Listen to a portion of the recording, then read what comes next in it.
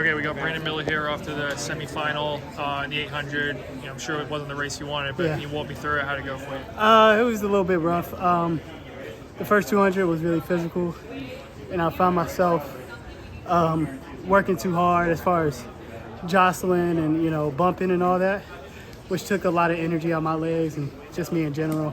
That first 400, and basically when they started moving with 300 to go, 200 to go, I just didn't have anything to counter. I noticed this was was it on your shoe or is it on your lower foot? Like, what is that and what does it do? It was a hamstring band. I was working through a hamstring injury here. This was just like a little compression band.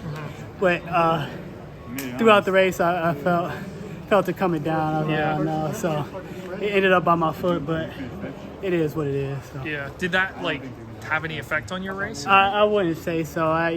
By the time it started coming down, they was already ahead, so I can't make any excuses on that end. So. Yeah. Obviously a pretty big transition for you this year, going Texas A&M out to LA with Bobby Kersee. How has that been?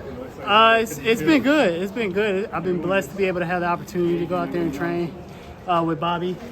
It's a huge transition considering you don't run as many races in college and you don't have the 4x4 every week. You know what I mean? So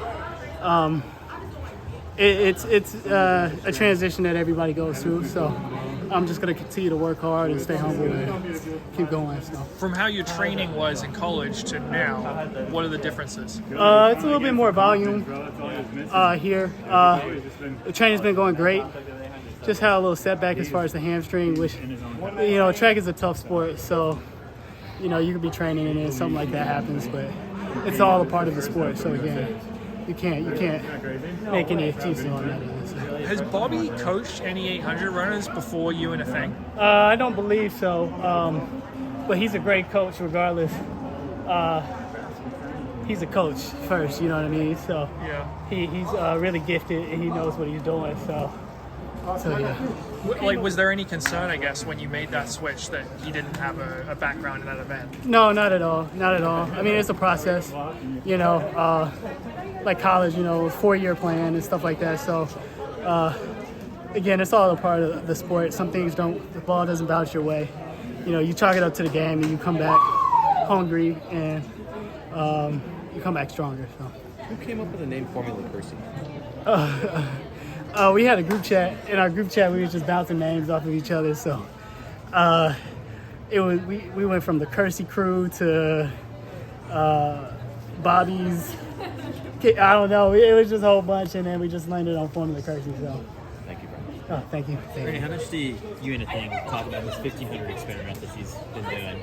Yeah, she grew up running the 15. So even though she hasn't done it a lot at this level. She's just so talented, and I know that she's capable of great things in there. So she's starting to like it too. So. Just curious, I might have missed it. Just how'd you feel through the race? Were you feeling a little injury or anything like that? Yeah, but again, it's all a part of it. I mean, I bet I'm not the only one feeling. Their body ain't feeling 100%. So again, I think my problem was I was just wrestling too much in the pack and bumping, which kind of took a lot of energy out, out of my legs. But I'm 21, and it's all a part of the learning process, especially with the 800. It's 2 laps. It's a long event, but it's also short. It's also tactical, but it's also a sprint.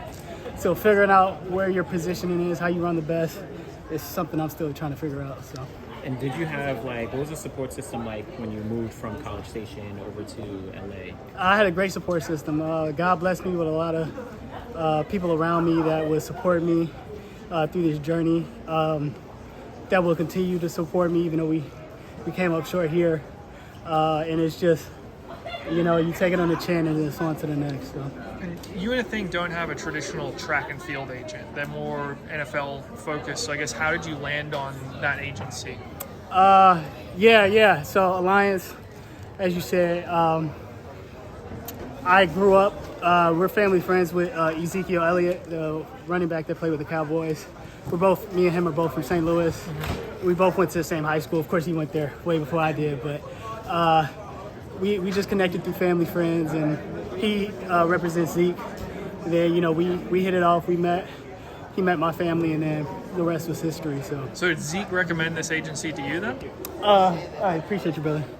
I think it was probably that their family was talking to us, and we decided to make that decision. So Great. Well, I appreciate the time, thank Brandon. you.